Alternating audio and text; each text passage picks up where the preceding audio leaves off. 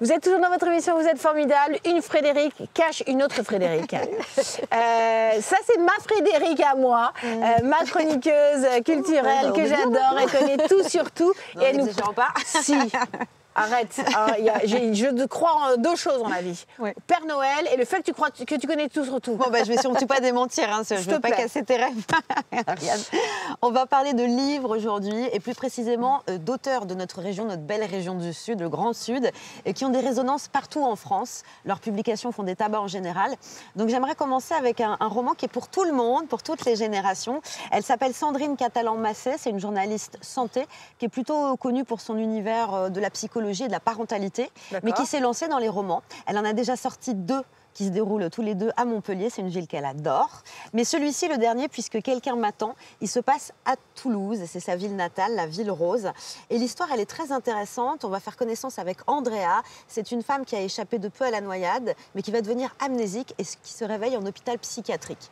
Alors, ce qui est très intéressant avec un personnage vierge de toute histoire, de tout passé, c'est qu'on va, nous, lecteurs, dérouler le fil avec elle. Et c'est quand même une histoire aussi sur la différence, en fait, parce qu'elle va rencontrer plein de patients dans cet hôpital psychiatrique qui ont tous évidemment des problèmes, ils ont une raison d'être là. Elle se sent un petit peu étrangère à ces problèmes, elle se sent normale, entre guillemets. Donc c'est un livre qui parle de ça, de la peur de la différence, de pourquoi il faut s'en affranchir. Mais c'est aussi une histoire d'amour sur le couple, l'usure du couple, comment se réinventer. Je vous en dis pas plus, j'ai beaucoup aimé. Je trouve que c'est très, très joli. On n'entend pas souvent parler de livres qui se passent dans ce genre de milieu. Donc c'est bien, on avance un petit peu sur le sujet. Et c'est très finement écrit. C'est pour tout le monde. Donc voilà, je vous le recommande chaudement. Merci.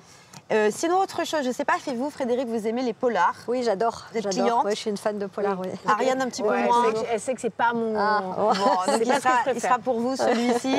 C'est sorti chez Récamier Noir. Alors, elle s'appelle Laure Rollier. Le livre, c'est Ligne rouge. Laure Rollier, elle est du Sud-Ouest. C'est une autrice qu'on apprécie beaucoup et qui n'est pas à son coup d'essai. Et dans Ligne rouge, on va faire connaissance avec 2 personnages. Nils, qui est un sympathique sapeur-pompier du côté de Lyon, qui va recevoir un coup de fil parce que sa grand-mère est décédée. Il va aller visiter la maison dans les Landes.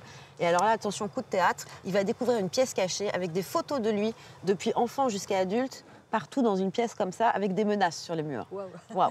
Voilà. Et puis de l'autre côté, il y a Jennifer qui est pâtissière, dans les Landes également, et qui va avoir des messages bizarres d'un corbeau signé Ligne rouge. En fait, le thème, c'est finalement les cachotteries, les secrets d'enfance qui vous explosent à la figure un jour ou l'autre. Comment ça se fait? Pourquoi? Il y a un twist final incroyable qu'évidemment, je ne vais pas révéler. Donc pour les amateurs de polar, je pense que vous allez vraiment passer un très très bon moment. Ligne rouge, donc, ça vient de sortir. Laure Rollier chez Récamier Noir. Frédéric, je vous laisse le feuilleter si jamais ça vous dit. On parlait du choc des générations. J'ai envie de dire, il faut de la littérature pour tout le monde. Clair. Oui, et voilà. Et là, c'est pour la famille. C'est une collection qui est incroyable, qui s'appelle l'Histoire illustrée. C'est sorti chez Alcide Jeunesse. Il y a toute une collection. Vraiment, il y a plein de titres. Alcide Jeunesse, la maison d'édition, elle est basée à Nîmes, c'est chez nous.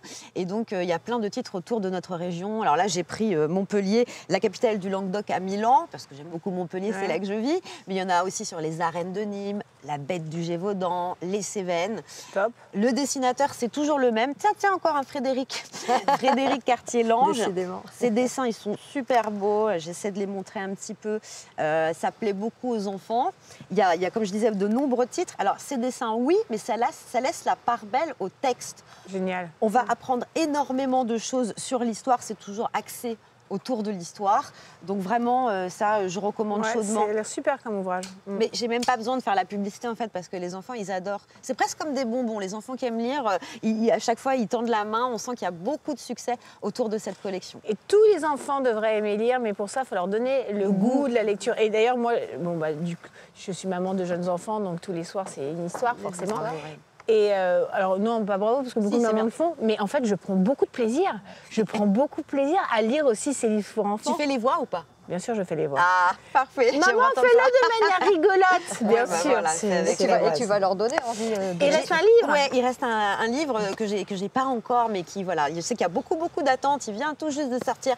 C'est Bernard Minier. C'est un auteur de chez nous, un auteur biterrois qui a vendu quand même plus de 8 millions de livres qui sont traduits dans des vingtaines de langues. Donc ça y est, il est de retour avec un nouveau thriller qui s'appelle H, qui se passe au cœur de l'hiver. Et tout ce que je peux vous dire, c'est qu'on va traquer un tueur en série. Voilà, ça devrait vous plaire aussi, ça, Frédéric. C'est le truc ça me fait trop peur. Ça fait trop peur, oui, je comprends. Allez, on retourne sur le canapé pour la suite de l'interview. On y va. Merci Frédéric. De rien. Merci. De rien.